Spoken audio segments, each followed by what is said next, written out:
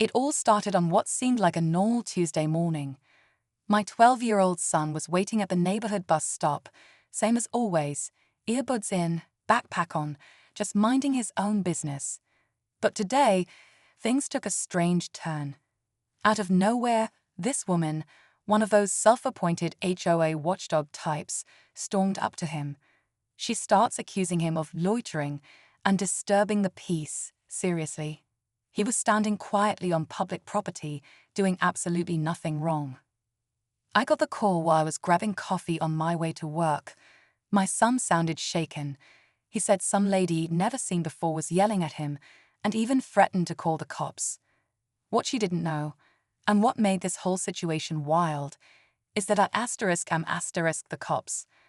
I'm the chief of police in our town, and this wasn't just some misunderstanding I could ignore. When a grown adult confronts a child for no reason, especially in a public place, it crosses a line.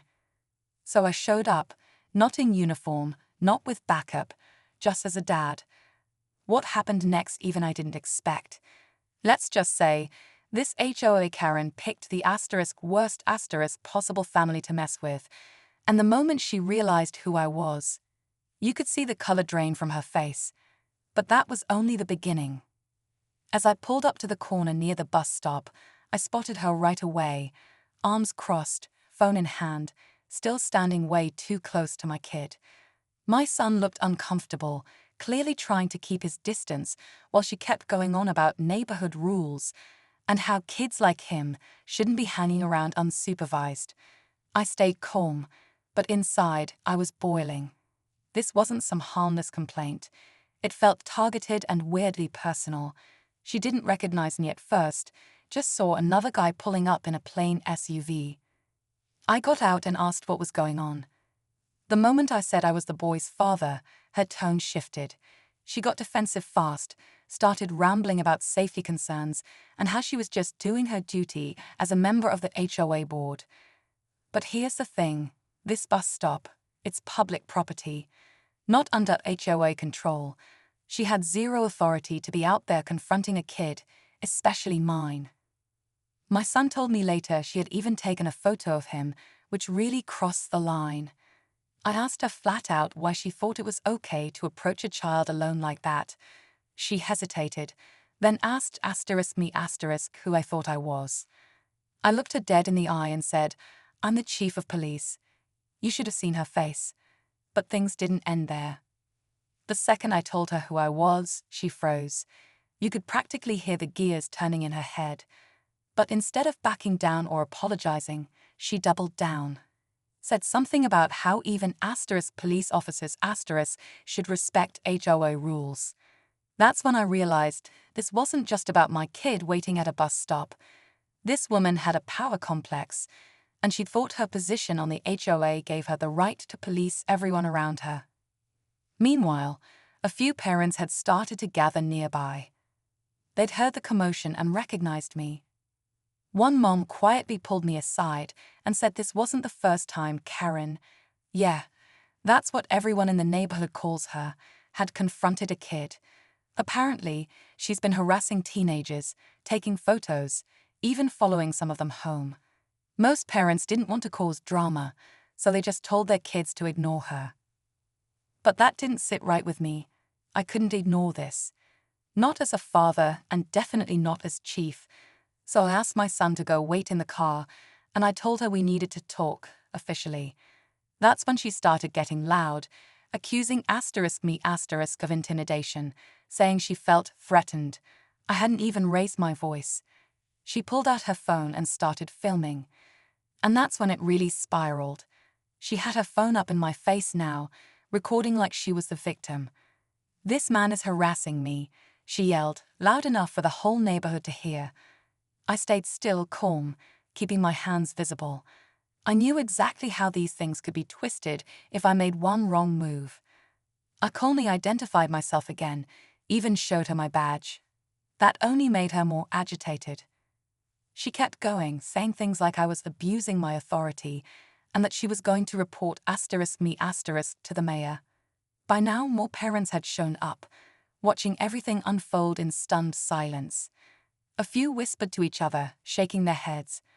One dad started recording too, just in case. It was getting out of control and fast. Then she made a move that changed everything. She reached toward my vehicle, claiming she needed to make sure the child was okay. That's when I had to step between her and the car. I told her in the firmest voice I could manage that she needed to back away and stop approaching my son. Her eyes darted around, like she was realizing she had lost control of the situation. Then she made a move that changed everything. She reached toward my vehicle, claiming she needed to make sure the child was okay. That's when I had to step between her and the car. I told her in the firmest voice I could manage that she needed to back away and stop approaching my son.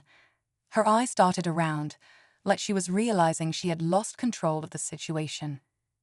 That's when she started shouting that I assaulted her, claiming I blocked her path and tried to physically threaten her. My heart was pounding. I knew where this was heading, and I wasn't going to let it go any further. Just when I thought things couldn't get any more absurd, a patrol car rolled up. Someone, most likely her, had called 911, and now one of my own officers was stepping out, clearly confused to find his boss standing at the center of the scene. The officer glanced between me and Karen, trying to process what exactly he'd walked into. She immediately rushed over, pointing at me and saying she felt unsafe, that I was using my position to intimidate a civilian. I could see my officer tense up.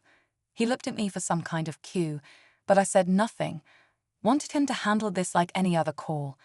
That's when Karen pulled out a paper from her purse, some HOA document she claimed gave her the right to monitor suspicious activity in the neighborhood.